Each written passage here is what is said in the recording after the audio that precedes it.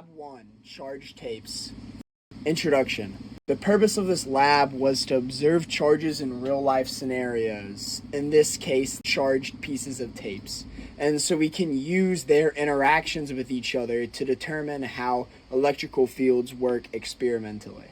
So our results were that the charge in each tape was about 1.6 times 10 to the negative 10, and that about 6.64 times 10 to the power of 10 electrons were lost in each tape, and that there are about 7.8 times 10 to the power of 6 atoms for every electron lost on each piece of tape.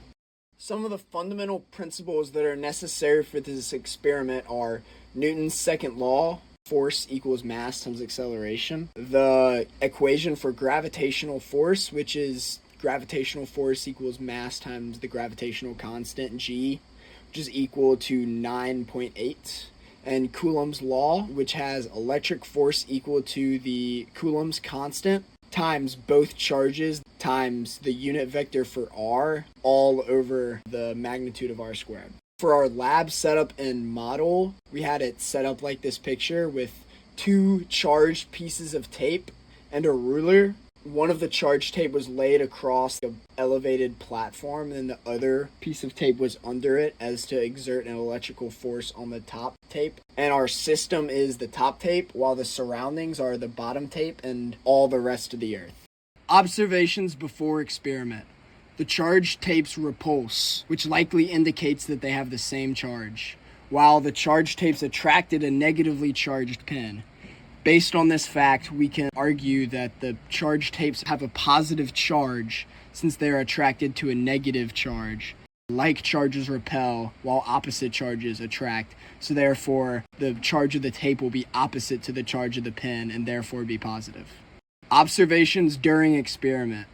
The top tape was pushed upwards by the repulsion from the tape that was held under it, which also indicates that both tapes have the same charge. That is now determined to be a positive charge. Important values and measurements. These are constants and measurements taken from the lab that will be needed in the calculation section in order to calculate our charge, our electrons lost, and our ratio of total electrons to the electrons lost.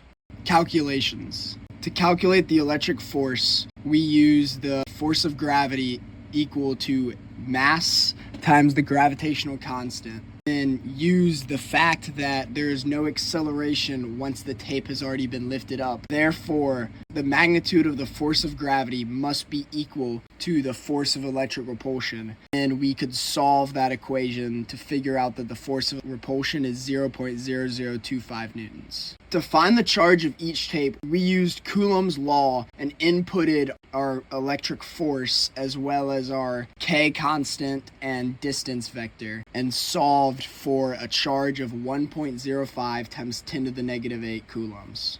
We had to take charge and divide it by the elementary charge to determine that about 6.5 times 10 to the power of 10 electrons were lost when the U-tapes were made. The ratio of total atoms to electrons lost was found to be 7.97 times 10 to the 6 after calculating through the use of the dimensions of the tape, the length of an atom, and the number of electrons lost. The code uses 2 spheres at the locations of each of the point charges of the tapes. Then 2 arrows were made in order to show both the force of gravity and the force of electric repulsion on the tape.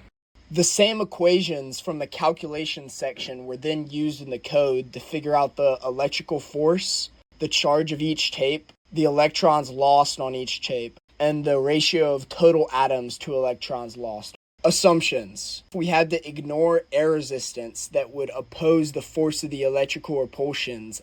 We have to treat both pieces of tape as a point charge instead of a charge distributed along a flat, solid surface. We also had to treat both tapes like they had equal charges, even though we have no way of knowing if this is true or not, due to inconsistencies in making the tapes. We also had to ignore any loss of charge due to the discharging of the charge on the tape If protons and electrons flipped charges, the tapes would still repel each other, and they would be negatively charged since they had an excess of protons, and they would repel a negatively charged pin because they had the same charge. It is important to handle the tapes with care because any contact with your skin or any other surface will discharge the tape, which weakens its charge and would make the experiment much harder. In conclusion, the repulsion force on the top tape, the charge of each piece of tape, the number of electrons each piece of tape lost, and the number of atoms for every electron lost on each piece of tape was found.